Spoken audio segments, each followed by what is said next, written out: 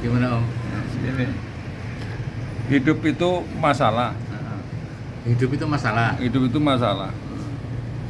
Masalah itu harus dihadapi, bukan untuk ditinggal pergi.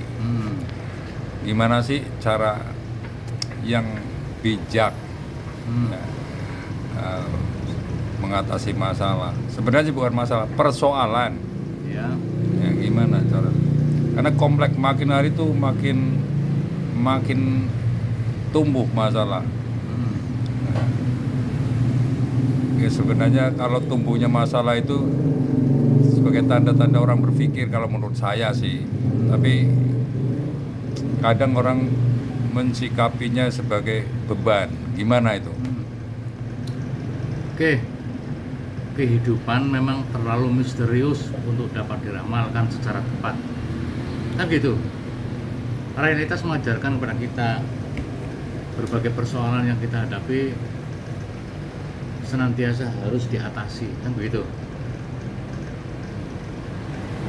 Ketika manusia dihadapkan dengan berbagai persoalan yang ada, satu hal yang paling penting adalah sikap kita bagaimana menghadapi masalah itu. Kan begitu, seperti panjenengan matur ya kan. Yang penting sikap kita terhadap masalah itu. Karena sikap kita akan berpengaruh pada persoalan itu diletakkannya di mana. Seperti itu.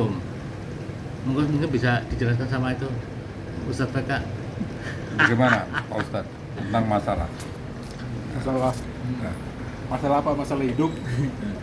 Ya, tadi saya kasih pertanyaan. Hidup itu masalah. Tapi kalau nggak ada masalah nggak hidup. Ah, itu dia. Tapi masalah itu kan bukan perkara yang harus berlalu begitu saja. Gimana sikapnya, cara menyikapi masalah? Biar kalau menurut Islam, ya menurut agama lah, menurut agama Islam. Masalah itu kan sesuatu yang terjadi. Kalau dalam Islam itu sesuatu yang terjadi itu namanya musibah. Itu namanya musibah. Kalau itu baik, namanya apa Mas? Bala. Kalau baik, musibah yang baik namanya apa? Bala.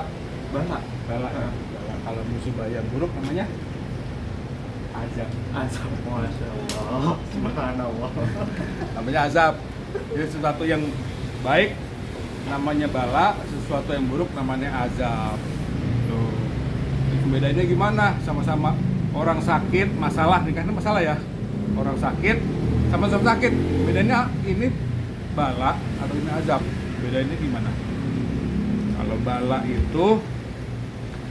Kalau bala sifatnya itu mengangkat derajat. Betul kan?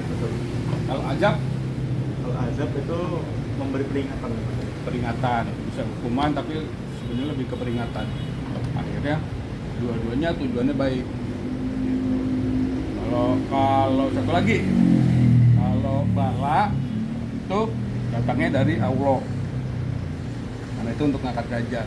Kalau azab itu karena Diri sendiri. Iya betul. Karena dosa-dosa yang ia perbuat gitu. karena diri sendiri, Iya, bukan karena Allah. betul. Jadi terlalu luas kalau saya tanya tentang masalah ya. Jadi masalah itu bisa bikin jadi baik atau bisa peringatan bahwa kamu buruk gitu. Masalah yang saya tanyakan ini jadi masalah buat saya. Ya. Menjadi masalah yang baru. Masalah yang barunya itu apa coba? Manusia harus berpikir tentang kalimat. Saya tanyanya kok masalah kok jadi ada azab, ada bala, segala macam kan gitu. Sementara saya pernah mendengar katanya orang sakit itu adalah kesempatan yang baik. Sebenarnya masalah kok kesempatan yang baik. Nah, penjelasannya gimana, Bos? Orang sakit katanya itu kesempatan yang baik. Nah itu tuh justru orang sakit itu kesempatan terbaik. Kenapa bisa dibilang kesempatan terbaik? Karena disitulah sebenarnya Allah sayang sama kita gitu. Makanya Allah berikan sakit itu. Karena sakit itu kan dalam hadis Rasulullah bersabda, janganlah kalian mencela demam. Sesungguhnya demam itu adalah bentuk kasih sayang kepada Allah yang akan menggugurkan dosa-dosa kalian. Jadi poinnya adalah musibah itu adalah musibah untuk orang-orang yang beriman ya. Musibah untuk orang yang beriman itu adalah sesuatu yang baik untuk kita begitu. Nih masalah Demikian, itu menimbulkan tafsir ya.